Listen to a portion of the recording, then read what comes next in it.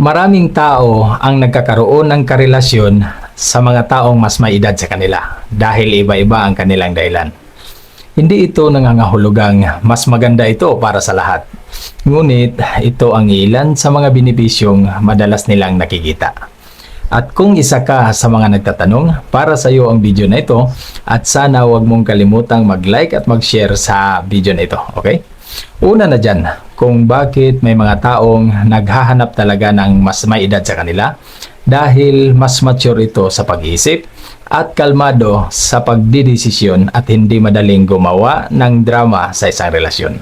At ang pangalawa, mas mahusay makipag-usap, mas direkta at bukas sa pag-uusap kapag may problema.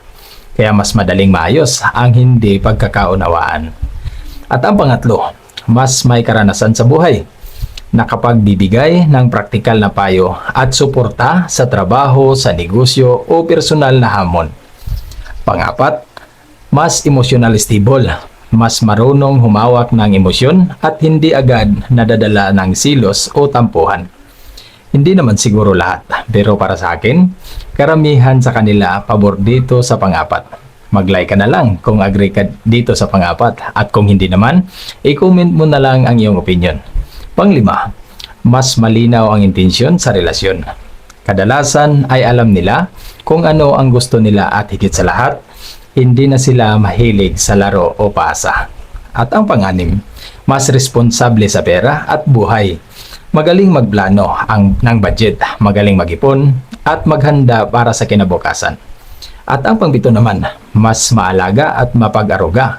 Madalas ay mahusay magpakita ng pag-aalaga at pag-unawa sa kapartner niya. Pakumin nga kung tama ba ako dito. Pangwalo, mas mataas ang respeto sa partner niya, mas pinapahalagahan ang tiwala, katapatan at respeto kaysa panlabas na anyo lamang. At ang pagsiyam, mas nagbibigay ng kapayapaan sa relasyon. Mas inuuna ang pagkakasundo kaysa madalas na pagtatalo o kompetisyon. At ang pangsampu naman, mas nagbibigay ng inspirasyon sa paglago. Ang kanilang karanasan at pananaw sa buhay ay maaring manghikayat sa mas batang partner na maging responsable, masipag at mas determinado sa pag-abot ng mga pangarap. Mahalagang tandaan na ang mga ito ay posibleng benepisyo lamang. Ang tunay na tagumpay ng isang relasyon ay hindi nakasalalay sa edad, kundi sa pagmamahalan, paggalang, katapatan, magandang ugali at parehong pagsisikap ng dalawang tao. Sana tama itong mga sinasabi ko. Huwag mo sanang kalimutan mag-like at mag-share sa video na ito para may parating din natin sa iba. Maraming salamat.